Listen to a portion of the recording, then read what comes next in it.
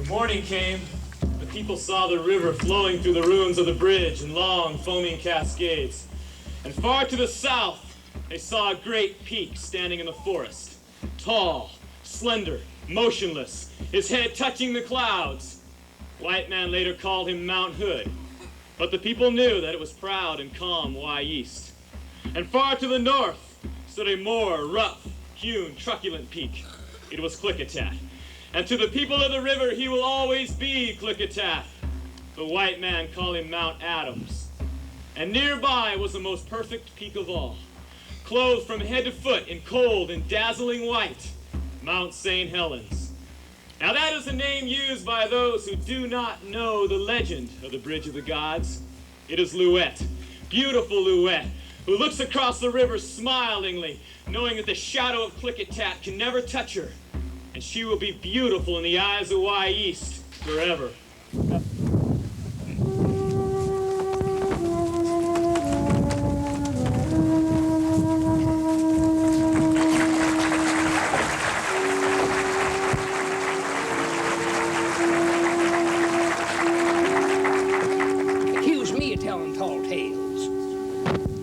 Such a bunch of wild stories in all my life. Tall talking mountains. Well, all the same, that there Louette sounded kind of pretty. Reminded me of my second wife, Tucken. That mountain lamb was the most beautiful Indian woman I ever did see. Sitting up there on her dapple gray horse, which cost me $300. Made a mighty fine show. Yes, sir. She had a tomahawk of war on one side of her saddle and a pipe of peace on the other. She were my woman, though. Remember one time in a camp, there was a mean old feller by the name of O'Fallon, and he was threatening to horsewhip her because he figured that she tried to free some snakes, Injuns that he'd taken as slaves, you see. Where's Meek's woman? Why, when I get a hold of that squash, he'll wish she never set foot in this camp. I'll teach her not to mess with old Fallon. Why, you was a bollering. She come in the back there with a little surprise for him. Coward, you would whip the wife of Joe Meek? He is not here to defend me, nor to kill you, but I shall do that for myself. Now beg for your life. I think. You will never again threaten the wife of Joe Meek? I promise. I promise. Now run for your life, Irishman. Hooray for the mountain dam, they all yelled the day that she chased O'Fallon out of camp. Oh, no. Now, Landy, where are you? There you are. Are you all right? I thought I heard gunshots. People's hearing is sure getting mighty sensitive around here lately. Why, Joe Meek, are you still alive?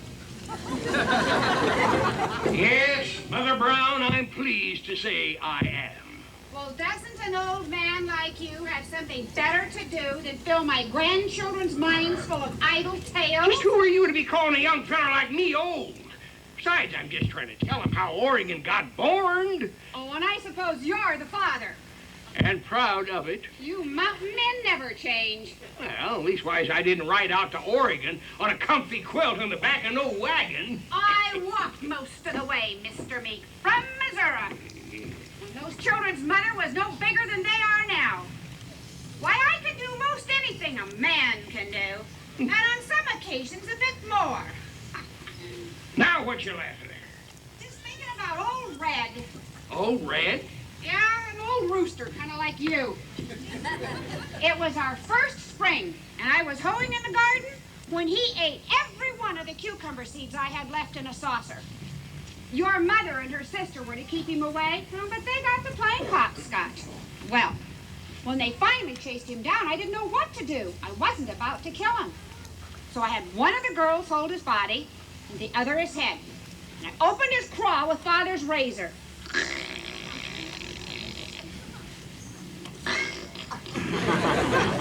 And I reached in, and I got my seeds.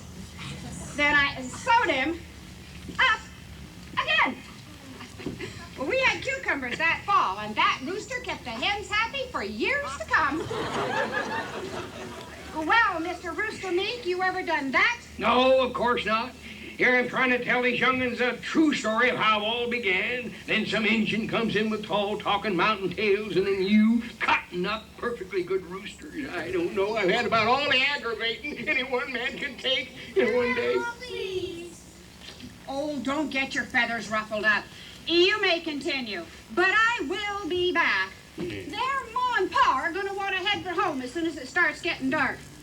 But I don't want no more stories about killing Indians, wild mountain men, nothing about shooting or fighting or You don't want. Do you hear me, Mr. Meek? Yes, ma'am. Well, you may continue with your true story. Thank you. Oh, now we finally got rid of Injuns and grandmothers, we can get on here.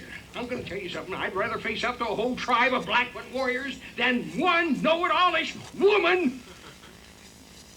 See, cutting up them roosters reminds me of the time that I was out on the trail and all of a sudden a whole pack of hungry wolves is going to slice us up from strip to bit. Tell us more about Lewis and Clark. Lewis and Clark. Well, they was mighty interesting, I reckon, but it's us mountain men has really got the story. Now, you see, if it hadn't been for me making all that... Good. So that does it. What are you doing stampeding through here like a herd of runaway buffalo? We are preparing for the arrival of Dr. John McLaughlin. But can't you see? What are they going to do with that flag? Why, fly it from the top of that flagpole if they follow my orders. But that there's a British flag.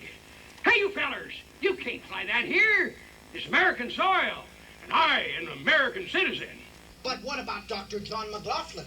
Most people call him the father of Oregon. If we're going to talk about its birth, then we should know who the father was. Well, this is my story, my song, and that there is my flag. Sorry, Mr. Meek, and please don't forget it. You may keep your song, and with all due respect, your flag. Why, you little sawed-off mouse of a man. You were not even in Oregon when Dr. McLaughlin arrived in 1824. By your own account, you were but 14 years old and still on a plantation in Virginia. And 2 flags flew over the Oregon country then, the Union Jack and the Stars and Stripes. But Lewis and Clark explored this whole country for Tom Jefferson in 1805. That was a gallant effort. Gallant effort? Why, you little pipsqueak, them 2 opened up the whole country. If it hadn't been for their heroic journey, John Jacob Astor probably never would have opened up that famous fur trading fort at the mouth of the Columbia River. Oh, yes, Astor did establish a small fort at the mouth of the Columbia in 1811. And his ship, the Tonquin, sailed up the coast to trade with the natives.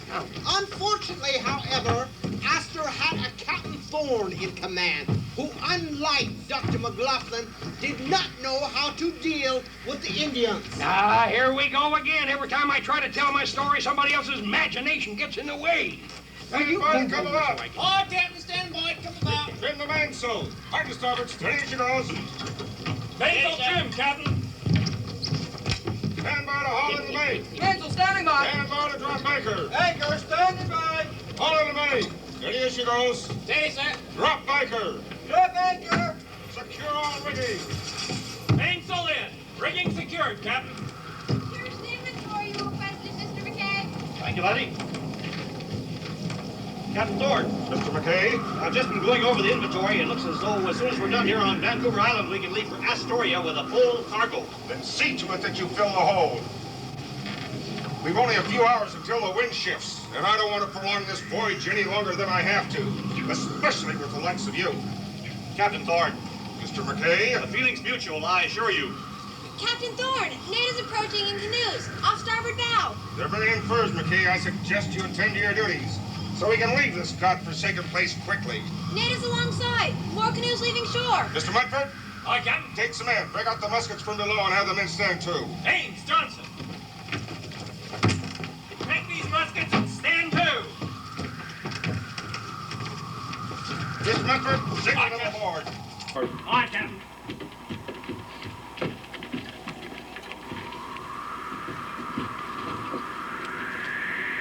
You Boston man? Aye. Bring the chest.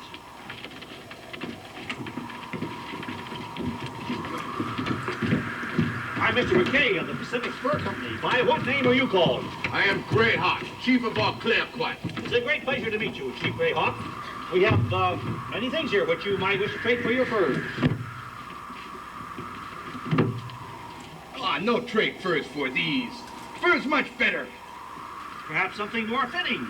Get on with it, McKay. We haven't got all day. The wind shifts will be forced to lay in for the night. I want both the blankets and the brass rings. No trade furs. Trade furs for Thunderstick. I'm afraid we're not permitted to trade guns for furs. Chief want Thunderstick. Wind's changing, Captain. Stand by to make sail. Stand by to make sail! Quit trying to reason with the savages, McKay. Here. Consider yourself paid. Now get off my ship. Trade furs for Thunderstick. Well, you're not getting any Thunderstick, so I guess there's no deal. Throw the furs overboard. Captain Thorne, you can't do that. Those furs are valuable. Watch me. Now, get off my ship.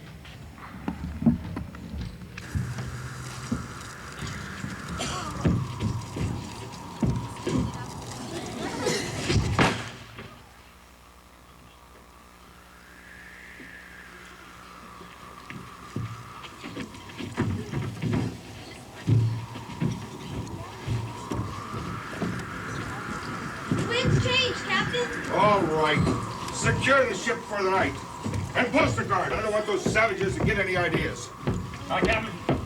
Captain Thorne, I intend to file a full report with Mr. Astor concerning your conduct. If it makes you happy. Mr. Munford, Aye, Captain. we sail at first tide. Aye, Captain. Johnson. Hey.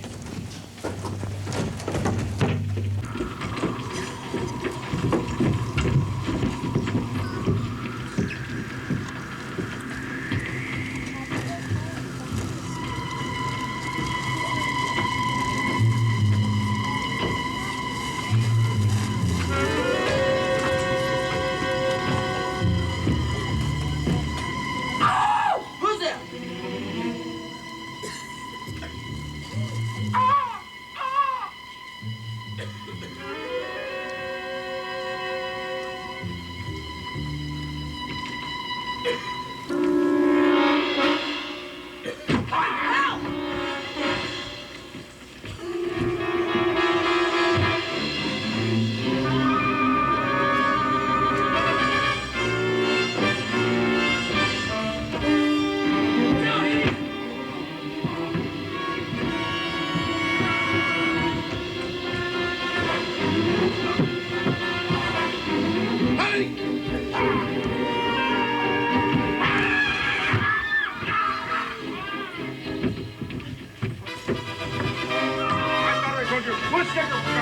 Johnson! All hands on deck for reporters!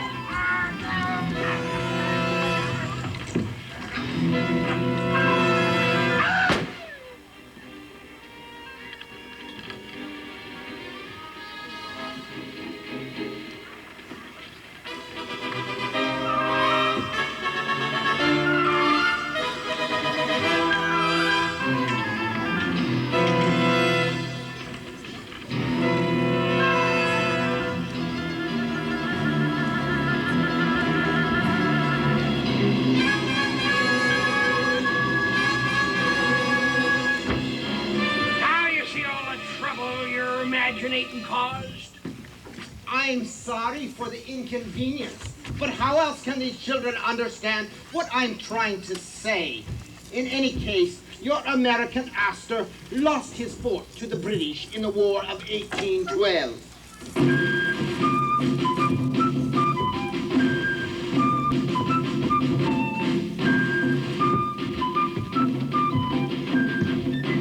So, this is the fort that was represented to me as being so great. Good Lord, I could knock it over in 2 hours with a 4-pounder. Gentlemen, in the name of His Royal Majesty, the King of England, I do hereby take possession of this establishment and all of its occupants, and do hereby christen it Fort George. Fort George.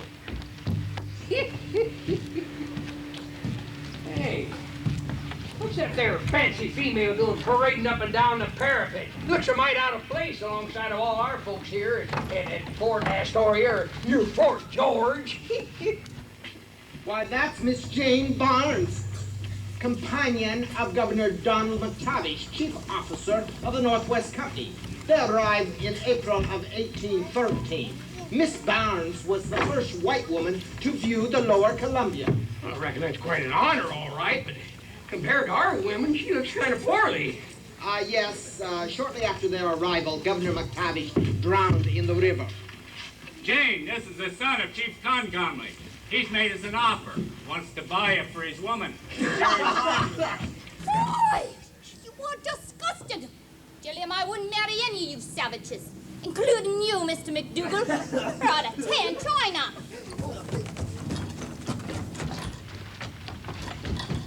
Now listen, Concomly. She'll have nothing to do with you, so you'll just walk clear out.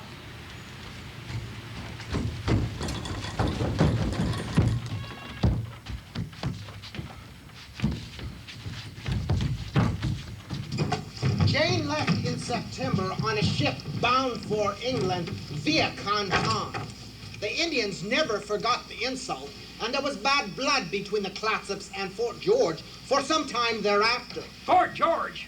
Now, I ain't gonna warn you again, you little pipsqueak. You get out of my story.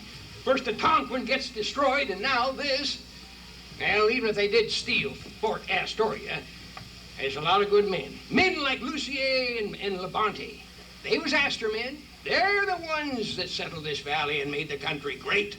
In my humble opinion, Mr. Meek, the story these children must be told is that of the British fur companies, especially that of the great Hudson's Bay Company, of which I am proud to be but a small part.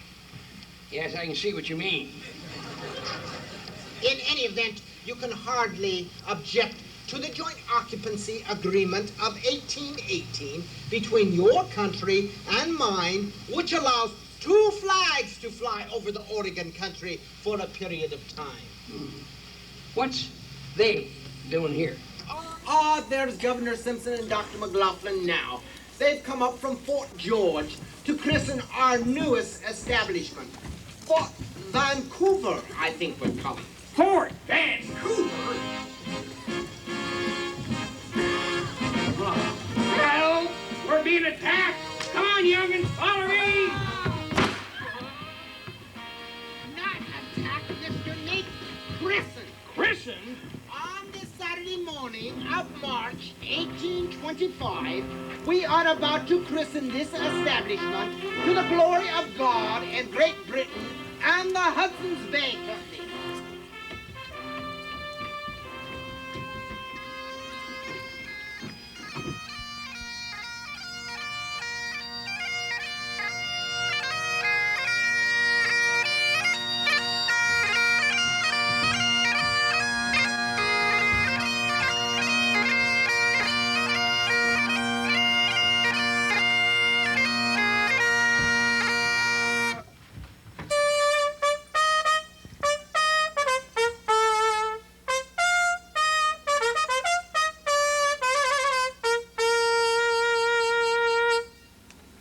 In behalf of the Hudson's Bay Company, I hereby name this establishment Fort Vancouver. God save King George IV. Hey! Ready! Aim! Fire! Three cheers for King George IV, the Hudson's Bay, and our good leaders, Governor Simpson and Dr. John McLaughlin. Hip hip! Hey! Hip hip! Hey! Hip hip! Hey! 2 drams of rum for every man of the Hudson's Bay Company.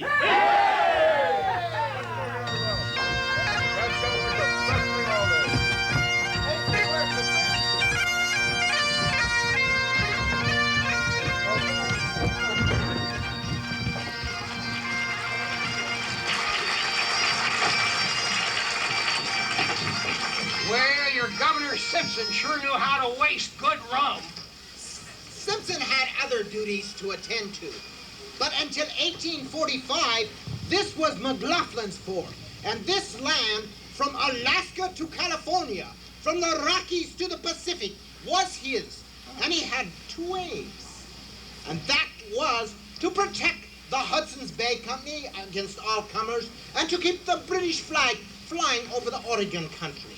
He did both successfully for 22 years. What's so funny about that? I don't think anything made him happier than beating the Yankees out of the fur trade. Like in the spring of 28, when a Captain Dominus of the Yankee ship Oahe tried to sail up the Columbia to cut into our trade. Well, Thomas, we're in fine shape. I've a good report from the Spokane House and Walla Walla, and we seem to have the best of those Yankees up the Snake. So we're free now to concentrate on that Captain Domic. What is that infernal Yankee's name? Dominus, sir. I'm a bit worried about him. He's likely to get fur. Oh, he'll get nothing from the Multnomus. And I've warned the whole river not to trade with those Boston men. So where will this Dimmick get furs? Dominus, sir. Chief Casino is afraid that he can't keep his men from trading privately with the Yankees. They're offering 1 blanket for 4 beaver skins instead of 6, and 1 musket for 15 beaver instead of 20. What? That's his game, eh? Try to cut the throats of the Hudson's Bay, will he? Better men than Dimkus have tried that. Thomas, send word to Casino that we'll give a blanket for 2 beaver and a musket for 10. How's that, eh? It will ruin the Yankees, but what about us? After the Oahe's gone and the Indians become accustomed to such outrageous prices? We'll get rid of them first. Then we'll set our own prices later. These infernal Yankees. Well, Thomas, anything else? No, sir. Come, let's go out and watch them plowing. Think of it, man. We'll soon be raising our own wheat, corn and potatoes. Enough for us and the upper forts. Don't look so gloomy, man. We'll soon run this Dimkus off the river. Dominus, sir. Look at all that rich soil they're turning up. You can tell it's rich by the smell of it. What a day, Thomas. What a day. Who is that man, Thomas? Isn't that Labonte? Louis Labonte? Yes, sir. I told him not to bother you. Oh, it's all right. He's a fine lad. But I've already said goodbye to him. Give him a fine letter to Montreal and a good bonus. What else does he want? Labonte! Step up here.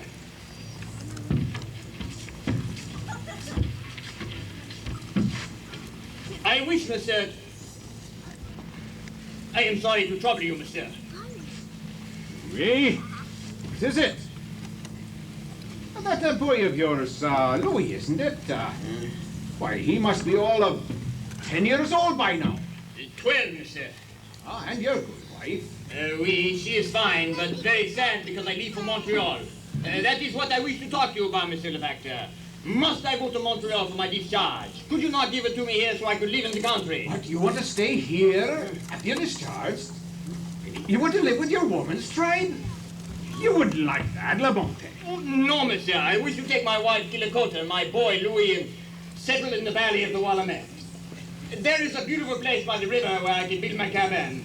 It is a place that is called Champoeg. What? You want to stay here? Oui. Impossible, Labonte. You have to go to Montreal to get your discharge. But, monsieur... On your way. Now. Oui, monsieur. What notions these habitants get. A trapper, a company man wanting to settle in the valley. Ah, but it is a beautiful valley, sir. The Indians call it the land of plenty.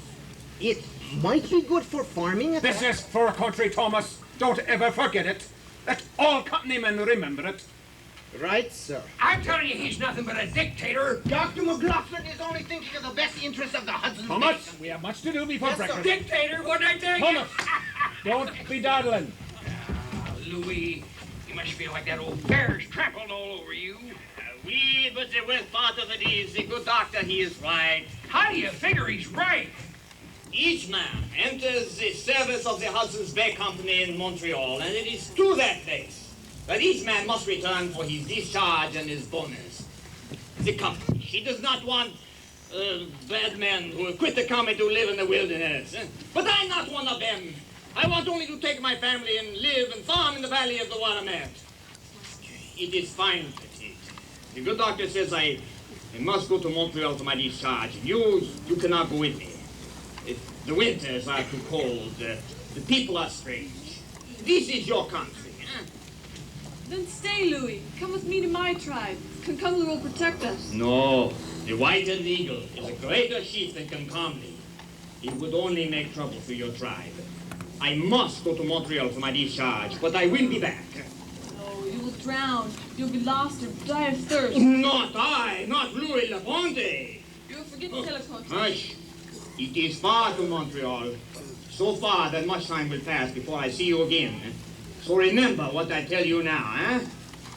I have seen no country more beautiful than the valley of the Willamette. I shall meet no finer woman than you shall be. There are no rapids, no deep, no desert that can stop Louis Laponte, eh? So wait for me. Do not lose heart. I will be back, huh?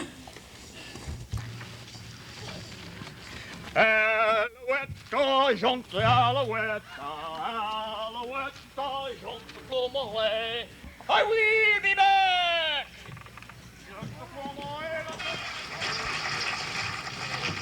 Now you see how your McLaughlin treated Louis Laponte and his family. Did you tell the young'uns how he treated you and Young, a mountain man like me? The trapping went bad. He come up from California with about 9 others and a herd of horses back in 1834. I don't want to discuss this subject with you or anyone. And when he got back, he found the gate to the fort barred. Mr. Meek, I don't want to listen to You you even posted notices warning folks in the valley to have nothing to do with him. I refuse to discuss this with you or anyone. I want to see McLaughlin. Well, I reckon you ain't got much choice, judging by the look on Ewan's face. I'm sorry, but he's Out of busy. my way. I don't care how busy he is. I want to see him now. What's the meaning of this? That's what I come to find. Silence! I'm sorry, Doctor. It's all right, Thomas, thank you. But, Doctor, should I? No, it will be all right. That will be all. Yes, sir. Now, Mr. Young, would you mind explaining your outburst? You have no right to refuse me and my men food and lodging and brand me an outlaw in this country. Mr. Young, let me make myself clear. I will not, under any circumstances, harbor a liar, thief, or any other corrupting individual in my community. That's not true. I've been falsely accused. Were you not in California? You know I was. I have a letter from Governor Figueroa of California stating that you stole horses there and were driving them to Oregon. That's not true. Some men with about 50 horses joined us around St. Joseph's. But whether they bought them or stole them, I don't know. Nor do I, Mr. Young. But under the circumstances, it will be inconvenient to accommodate you inside the fort. I've instructed my quartermaster to give you a few days' supplies, and then I suggest that you move on elsewhere. Keep your blasted supplies. I don't want anything from you, but I will tell you this. I'm innocent of all charges, and I don't care what you do. I intend to stay. You hear me, McLaughlin? I intend to stay. Yeah. Thomas, I need you. Yes, sir. Take a letter. Yes, sir. To whom should I address it? To Governor Figueroa of California. Ask him for confirmation about Young's horse-stealing charges. Yes, sir.